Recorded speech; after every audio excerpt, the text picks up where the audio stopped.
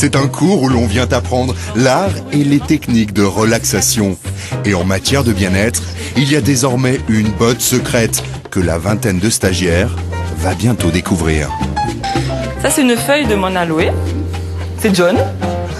C'est un morceau de John. Isabelle est naturopathe et dirige la formation. Et John, c'est son chouchou. Une plante qu'elle découpe en morceaux et qui crée toujours la surprise. Ça, c'est le moment que je préfère du stage. Regarde comme c'est beau. C'est magnifique. Mais le plus étonnant, c'est l'intérieur de la plante. Ça a l'air assez gluant. C'est gluant, c'est frais, c'est vivant.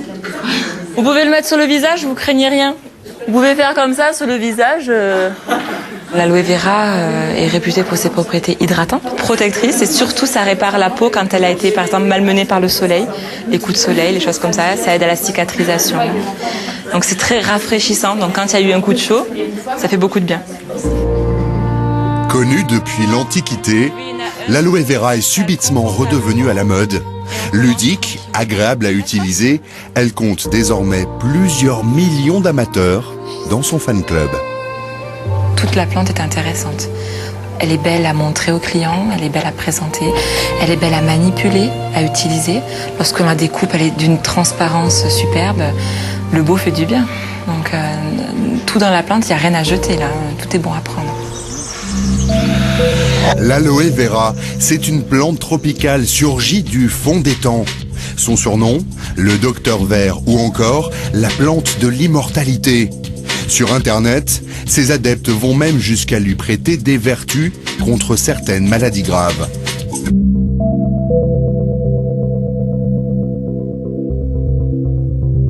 La plante a même de véritables fans, des aloe addicts, comme Jean-Yves. Cet ancien agriculteur vit près d'Angers. Avec Marie-Dominique, sa compagne, ils sont tous deux grands amateurs de produits naturels. Il y a quelques mois, après une période de grande fatigue, Jean-Yves a découvert la plante.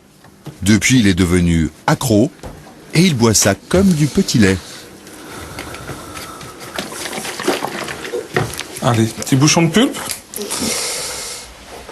Pas besoin d'en avaler des litres. Une petite larme suffit à son bonheur. Eh bien, je suis en train de prendre ma dose journalière de pulpe, comme je le fais tous les matins avant le petit déjeuner. Donc voilà, je pense c'est la première chose que je fais le matin depuis presque un an. Je sens un bienfait, c'est un bien-être, le fait, c'est du tonus, c'est une énergie que j'ai et que, bon, je sais pas, je l'utilise tous les jours, cette énergie, je me sens bien. Mais Jean-Yves ne fait pas que consommer de l'aloe vera. À force d'en boire, il a fini par en vendre. Céline est sa responsable de réseau. La marque qu'il distribue se vend uniquement à domicile. Et ce matin, une dizaine d'invités sont attendus. Je t'en prie. Il y a Marina et puis Françoise qui sont arrivées. Ça ne ressemble pas vraiment à du commerce, mais plutôt à une réunion entre amis. Il y a des voisins, des collègues de travail. Céline Cochin. Et Céline qui supervise la réunion. Non, bien. Écoutez, merci à vous d'avoir répondu à notre invitation. C'est sympa, un matin comme ça, au saut du lit presque. Pour ceux qui sont en vacances, oui. Pendant 2 heures, Jean-Yves et sa femme vont vanter les mérites de l'aloe vera. Alors, je trouve qu'il y a un côté généreux dans cette plante et assez merveilleux là. J'aime bien ça. Voilà. Alors historiquement, c'est vrai qu'on en parle depuis longtemps de l'aloe vera. Longtemps. L'Antiquité, parce qu'on disait, on savait déjà à l'époque que ça soulageait les brûlures, ça aidait à la cicatrisation. On dit que quand on consomme ce petit bouchon, que l'on conseille tous les jours, c'est comme si on prenait l'équivalent de 5 fruits et légumes par jour. C'est une plante qui contient 85 nutriments. Et en comparaison, le liquide amniotique, qui est quand même très riche, il y a 92 ou 94 nutriments. Donc voilà, on se rapproche de très près du liquide amniotique. Hein. On peut vous conseiller de faire un programme en 3 mois. Un programme complet en 3 mois. Voilà. Céline apprécie la prestation. Pour le programme de 3 mois, il faut acheter 3 bidons comme cela. 28,73 € pour un mois. J'ai, si j'ose dire, un mois de bonheur. Et pour ceux qui ne seraient pas tentés par la boisson, la marque propose toute une gamme d'autres produits. Dentifrice, D'accord. Il a la particularité de pouvoir se manger. Ah, il est bon. Ah, c'est délicieux. Le savon liquide, vraiment pour tout usage, quoi. Il y a de la crème de jour, il y a de la crème de nuit. Là, il y a un petit après-rasage qui est très sympa.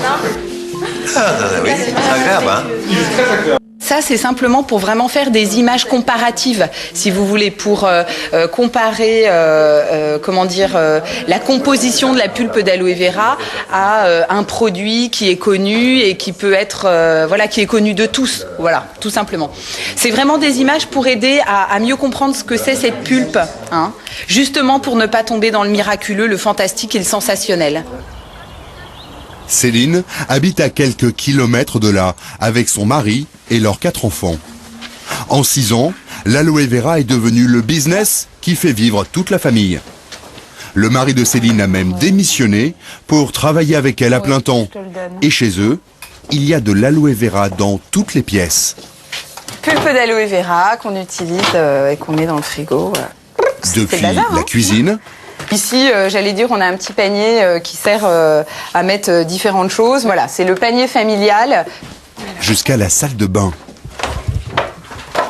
Lotion de massage relaxante, déodorant à l'aloe vera, dentifrice à l'aloe vera, shampoing à l'aloe vera, gel douche à l'aloe vera, voilà. Qu'est-ce que ça a de bien, cette plante?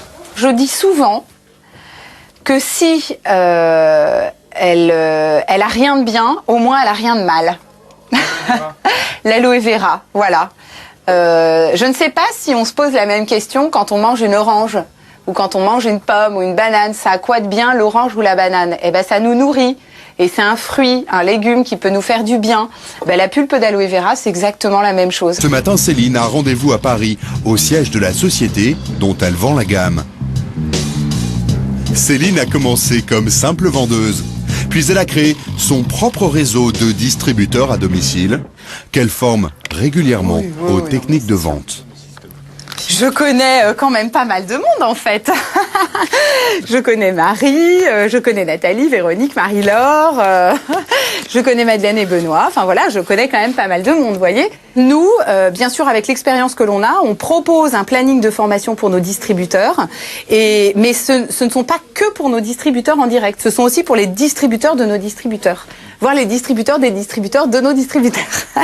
donc voilà. Il y en a combien en tout alors? Alors chez nous, nous on a un réseau, on a un réseau de plus de 1300 distributeurs maintenant. Mais depuis 6 ans. Le fruit du lithium, c'est... Avec ses 1300 vendeurs, Céline anime un des plus gros réseaux français de la marque. Sur chaque vente, elle touche un pourcentage. Et si le chiffre d'affaires de son réseau augmente, son pourcentage augmente aussi. Résultat, elle gagne 60 000 € par an. Le vendeur qui a le plus gros réseau touche, lui, 2 millions d'euros. Cela pourrait ressembler à ce qui s'appelle la vente pyramidale, un système interdit en France. Rien à voir selon le directeur. Elle est strictement interdite, la vente pyramidale. Qu'est-ce que c'est que la vente pyramidale? C'est quoi? C'est très simple. On ne gagne pas d'argent avec de la vente. On gagne de l'argent en faisant rentrer des gens dans l'activité et en leur demandant des tickets d'entrée très élevés. C'est ça la vente pyramidale. Ça n'a rien à voir avec notre industrie. Nous, on est centré sur le produit, on est centré sur la vente, on est centré sur la satisfaction du client. Et si vous décidez d'arrêter demain, il n'y a pas de problème. Vous arrêtez quand vous voulez et on vous reprend votre marchandise. On vous rembourse. Ça, c'est pas du pyramidal. Le système a en tout cas bien profité à la marque. Elle a étendu son réseau sur toute la planète. C'est ici, aux États-Unis, que la société est basée. Elle est aujourd'hui le premier producteur mondial d'aloe vera. Nous sommes dans le sud du Texas, près de la frontière mexicaine. Chris Hardy supervise toute la production d'aloe vera de la société. Sa seule crainte, c'est qu'il gèle. Et dans le désert, c'est plutôt rare. Toute l'année, la récolte tourne à plein régime. Ici, la culture de l'aloe vera est une industrie. Elles sont belles les plantes là. Une plante robuste qui réclame peu d'eau et peu d'entretien. Bref, le jackpot pour tout exploitant agricole. Là, c'est la récolte. On coupe les fleurs de chaque plante parce que les fleurs pompent beaucoup d'énergie. En faisant ça, on obtient des feuilles plus charnues. Chris n'est pas agriculteur de formation, mais ingénieur. Ce qui l'intéresse, c'est l'incroyable productivité de l'aloe vera.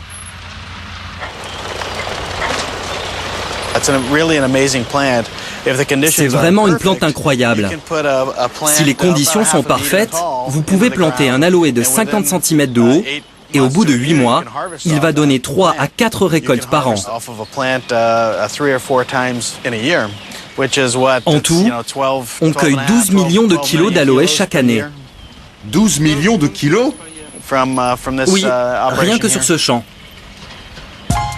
Des plantations comme celle-ci, la société en a partout, au Mexique et en République dominicaine, en tout plus de 7000 hectares. La production est à l'échelle gigantesque. Dans les usines de la société, l'aloe vera est épluché, broyé, pressé 7 jours sur 7. En 4 heures, la plante est transformée en un jus qui vaut de l'or, près de 30 € le litre.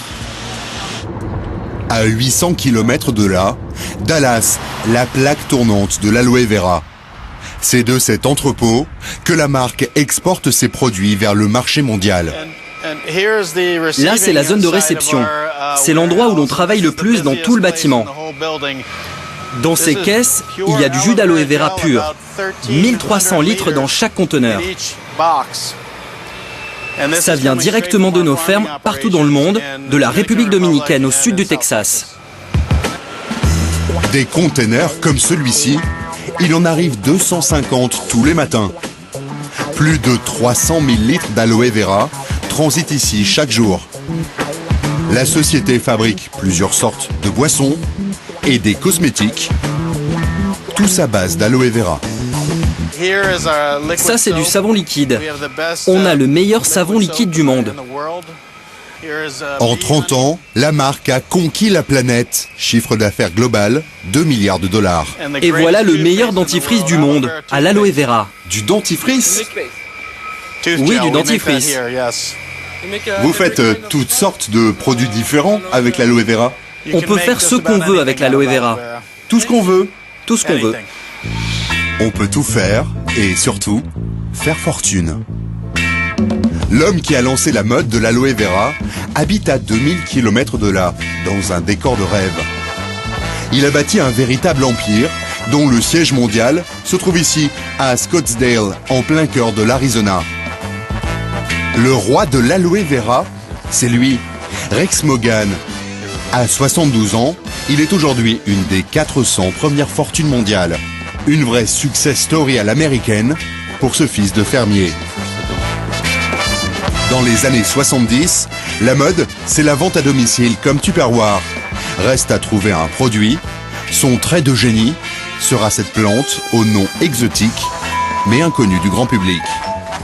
En ce temps-là, quand on parlait d'aloe vera, les gens vous regardaient et disaient « Hein ?» Ils ne savaient pas du tout ce que c'était, alors que maintenant c'est un mot courant. J'ai compris que c'était un bon produit, mais je ne savais rien dessus. Tous les gens à qui j'en donnais un échantillon me disaient qu'ils se sentaient mieux, qu'ils n'avaient plus mal aux jambes, ou qu'ils se sentaient en meilleure forme. Donc vraiment, c'était le produit idéal. Et c'est comme ça que je me suis lancé. D'abord avec le jus d'aloe vera, à boire. Rex a senti le filon 40 ans avant les autres. Aujourd'hui, il a des filiales dans 140 pays et 10 millions de vendeurs à domicile pour écouler ses produits. Ces images tournées par la marque montrent les congrès géants qui réunissent chaque année les vendeurs du monde entier. Et en invité vedette, le premier d'entre eux, Rex. Ma philosophie dans la vie, c'est qu'il faut aider les gens à obtenir ce qu'ils veulent. S'ils veulent un petit revenu d'appoint, ou s'ils veulent une meilleure santé, grâce à moi, c'est possible.